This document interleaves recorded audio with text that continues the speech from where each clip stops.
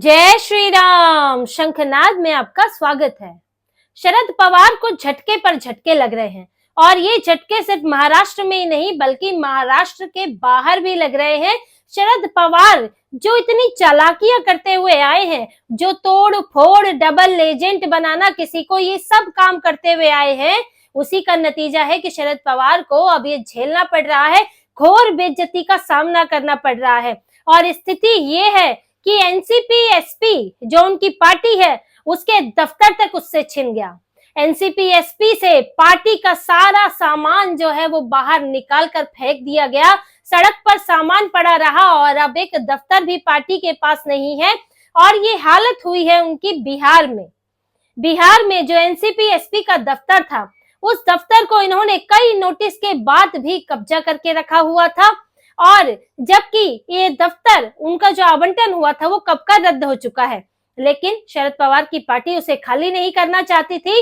और स्थिति ये आ गई, ये गत हो गई कि शरद पवार की जो उनके दफ्तर से उनका सामान बाहर फेंक दिया गया और उनसे अब बिहार में एक क्षेत्रीय पार्टी होने का दर्जा भी छिन गया है। देखिए उनकी पार्टी के साथ हुआ क्या है। पहले तो पार्टी यहाँ महाराष्ट्र में टूटी क्योंकि वो दूसरों की तोड़फोड़ कर रहे थे, तो कब तक दूसरों की करते, अपने ऊपर तो बात आनी ही थी। यहाँ उनकी पार्टी टूटी, फिर उनसे राष्ट्रीय पार्टी का दर्जा छिन गया।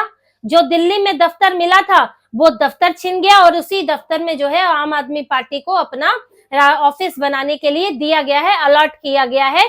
उस दफ्तर में पहले एनसीपी का ऑफिस था जब वो एकजुट एनसीपी थी, लेकिन जब पार्टी टूट गई, राष्ट्रीय पार्टी का दर्जा भी खत्म हो गया, तो सबसे पहले दिल्ली का दफ्तर उनसे छिन गया।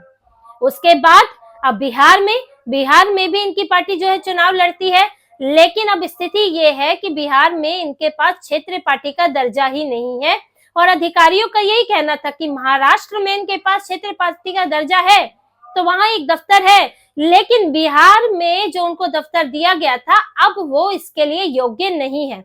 और ये दर्जा इनका 14 नवंबर को ये खारिज हो गया था दर्जा, और इनसे आवंटन जो है रद्द कर दिया गया था। 14 नवंबर को इनको नोटिस दे दिया गया था कि आपको ये दफ्तर खाली करना पड़ेगा बिहार में, और अब आप क्षेत्रीय पार्टी नहीं रहे हो। लेकिन इतने ढीठ कि वो पार्टी का दफ्तर खाली नहीं करना चाहते हैं। सरकारी चीजों पर कब्जे की बड़ी आदत है। अब कोई कब्जा कर लेता है सरकारी बंगले पर, या तो कोई वहां से एसी निकाल के ले जाता है, कोई नलके निकाल के ले जाता है। तो यही लोग जो हैं यही चोरी और कब्जा करने में लगे रहते हैं सरकारी बंगलों में। तो यहाँ इन्होंने सारे नोटिस जो है दरकिनार कर दिए।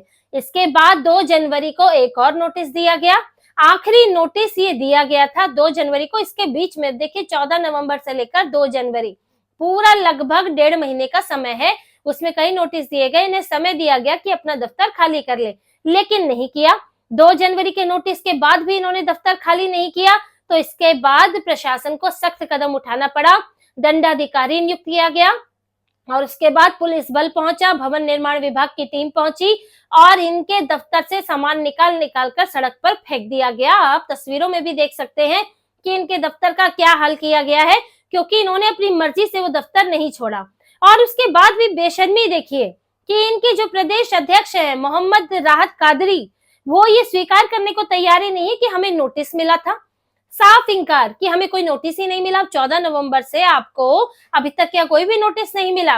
और यहाँ तक कि विक्टिम कार्ड खेलने लगे, मुस्लिम विक्टिम कार्ड, क्योंकि देखिए एनसीपी एसपी तो है ही, शरद पवार तो है ही तुष्टीकरण वाले नेता। बिहार में भी प्रदेश अध्यक्ष बनाएंगे तो एक मुसलमान को ही बनाएंगे, तो इन्होंने राहत कादरी को बनाया हुआ है। तो राहत कादरी अपना मुस्लिम कार्ड खेलने लगे कि यहाँ पर जो है राज्यपाल, मुस्लिम राज्यपाल आए थे, तो मुझे लगा था कि यहाँ पर कुछ स्थितियां बेहतर होंगी, लेकिन मुस्लिम नेताओं के साथ बुरा व्यवहार किया जा रहा है। किसी और पार्टी का प्रदेश अध्यक्ष जो है वो मुस्लिम नहीं है, इस पार्टी का है, इसलिए दफ्तर छीना जा रहा है। यानी कि आप जो है वही बात है कि संसाधनों पर हमारा हक हो किसी भी तरह, वरना हम ही विक्टिम कार्ड खेलेंगे। कोई भी नियम कानून हमारे लिए लागू नहीं होता। मुसलमानों का भारत में इसी तरह तुष्टीकरण किया गया है कि आप अपराधों में भी पकड़े जाओगे तो भी नियम कानून से आप बच जाओगे। यहाँ पर बड़े बड़े आतंकी हमलों में पकड़े जाओगे तो वहां पुलिस पर ही सवाल खड़े हो जाएंगे, और यहाँ आप सरकारी कब्जा करोगे तो उस पर भी आपके कब्जे को अल्पसंख्यक होने के नाम पर उस कब्जे पर सवाल नहीं उठाए जाए। तो ये अपना विक्टिम कार्ड खेलना शुरू कर दिया था इन्होंने, लेकिन उससे कोई फर्क नहीं पड़ता क्योंकि वहां पर इस वक्त एनडीए की सरकार है। तो इनका ये जो अपना मुस्लिम कार्ड खेलते रहे, लेकिन दफ्तर से बाहर कर दिया गया है और दफ्तर पर ताला जड़ दिया गया है। तो शरद पवार जो बड़े बुजुर्ग शातिर नेता, चाणक्य राजनीति के बनते हैं और उनको सभी पार्टियों के बीच में कहीं कहीं मिडल मैन का भी काम करते हैं, अब उनकी स्थिति ये है कि वो बस महाराष्ट्र तक सिमट गए हैं और महाराष्ट्र में भी बहुत सीमित हो गए हैं। आपने जो पैर फैलाए थे थोड़ी थोड़े, अब चाहे आपको दिल्ली में तो इन्हें सीटें मिलती ही नहीं, चुनाव भले ही लड़ते हैं लेकिन राष्ट्रीय पार्टी का दर्जा था, कुछ परसेंटेज मिल जाता है, सीट नहीं मिलती लेकिन वोट प्रतिशत मिल जाता है। बिहार में कुछ मिलता था, लेकिन अब हालत ये हो गई है कि बाहर से तो बिल्कुल खत्म हो गए और महाराष्ट्र में भी आपके पास है क्या? आपके पास मात्र जो है 10 विधायक, 8 सांसद और इनके साथ आप करेंगे क्या, जिनमें तो एक आपकी बेटी ही है।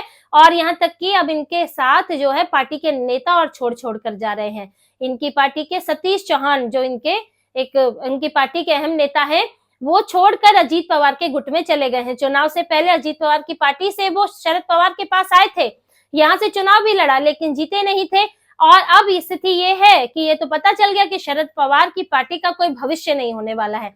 आप जबरदस्ती उसको टिकाए रख रहे हैं क्योंकि आपने अपनी बेटी के लिए भी बार्गेन करना है, नेगोशिएट करना है, तो इसीलिए आपने जबरदस्ती वो पार्टी बना के रखी हुई है। लेकिन नेताओं को ये एहसास हो गया है, इसलिए सतीश चौहान ने पाला बदल लिया, वो अजीत पवार के साथ चले गए। उनके ऊपर बैन भी लगा था, 6 साल के लिए निकाला दे दिया गया था, लेकिन अब वो बैन हटा दिया और अजीत पवार ने उन्हें पार्टी में स्वीकार कर लिया है। ऐसे ही और भी पार्टी के नेता हैं जो शरद पवार को चेतावनी दे चुके हैं कि आप जो है या तो विलय का रास्ता अपनाएं या फिर एनडीए का हिस्सा बने, वरना फिर हमें अपने भविष्य के बारे में सोचना पड़ेगा, क्योंकि आपकी पार्टी में रहकर तो कोई भविष्य नहीं दिखता है। और इनके परिवार के लोग भी यही कह चुके हैं। रोहित पवार हैं, उनकी माँ है, वो उन्होंने भी यही बात कही थी और पार्टी की विलय की बात कही थी कि दोनों परिवारों को एक हो जाना चाहिए। और देखिए खबर तो अब ये भी है कि शरद पवार जो है वो एनडीए का हिस्सा बनना चाहते हैं और अपनी बेटी के लिए कैबिनेट बर्थ चाहते हैं, यानी कि उन्हें मंत्री बनाना चाहते हैं। हालांकि एनडीए की तरफ से अभी कोई ऐसा सकारात्मक उनकी तरफ से रुख नहीं है, लेकिन ये पूरी कोशिश कर रहे हैं कि बेटी जो है किसी तरह यहाँ मंत्री बन जाए, उसके बाद जो पार्टी का हो वो एक अलग बात है, पर तब तक ये उस पर जमे रहेंगे और वहां पर अपने ही हाथ में ये कमांड रखना चाहते हैं। अभी पार्टी में संगठनात्मक स्तर पर भी बड़े बदलाव होने हैं। रोहित पवार ने जैसा संकेत दिया है कि प्रदेश अध्यक्ष, निचले स्तर पर जिला अध्यक्ष और हो सकता है कि ऊपरी स्तर पर भी बदलाव किए जाएं। इन पर चुनाव होगा, नए नेता और उन पदों पर नए पदाधिकारी रखे जाएंगे और हो सकता है कि शरद पवार को ही मार्गदर्शक मंडल में भेज दिया जाए, रोहित पवार जो है वो अपने हाथ में कमान रखने की कोशिश करें। तो बहुत सारी चीजें अभी एनसीपी एसपी के साथ होनी है इस पार्टी के अंदर, लेकिन उससे पहले इस देश में एनसीपी एसपी का अस्तित्व खत्म होने को है। दूसरे राज्यों से राष्ट्रीय पार्टी का, क्षेत्रीय पार्टी का दर्जा खत्म और महाराष्ट्र में भी पार्टी लगभग खत्म होने को है। तो शरद पवार को एक अंतिम फैसला ले ही लेना चाहिए, क्योंकि बीएमसी चुनाव के बाद तो उनकी स्थिति और खराब होने वाली है। बीएमसी चुनाव में तो वैसे ही एनसीपी बहुत अच्छा प्रदर्शन नहीं करती रही और इस वक्त तो इनकी अपनी पार्टी ही टूटी हुई है, तो उसके बाद इनकी क्या स्थिति होगी। तो शरद पवार अगर जल्द ही कोई फैसला नहीं लेते हैं तो बीएमसी चुनाव के बाद तो उनके विधायक सांसदों के लिए बर्दाश्त की बात नहीं होगी और वो खुद अपना रास्ता खुद ब खुद ढूंढने लगेंगे, जैसे सतीश चौहान ने ढूंढा। अब कोई अजीत पवार के साथ जा सकता है, कोई भाजपा के साथ जा सकता है और बातचीत तो चली रही है। देखिए यहाँ संपर्क तो बना ही हुआ है, लेकिन यहाँ बात एनडीए की तरफ से भी है, महायुति की तरफ से भी है कि वो स्वीकार करना चाहते हैं या नहीं, वरना आने वाले तो बहुत है। इनके सांसदों को तो ऑफर ही दे दिया था, अजीत पवार ने ऑफर दिया था कि आप एक सांसद सुप्रिया सुले को छोड़कर बाकी हमारा हिस्सा बन जाए। तो ये पूरी कवायद चल रही है और सब इस वक्त अपने राजनीतिक भविष्य के बारे में सोच रहे हैं और शरद पवार अपनी बेटी के बारे में सोच रहे हैं, लेकिन फिर भी उन्हें वो ज्यादा दिनों तक इस पर अब कब्जा जमाए नहीं रख सकते इस पार्टी पर, उन्हें इसे छोड़ना होगा और इसका भविष्य तय करना होगा। तो इसी तरह की और खबरें और विश्लेषण आपके लिए लाते रहेंगे। हमसे जुड़े रहिए, सब्सक्राइब कीजिए, कमेंट कीजिए। बहुत बहुत धन्यवाद। जय श्री राम।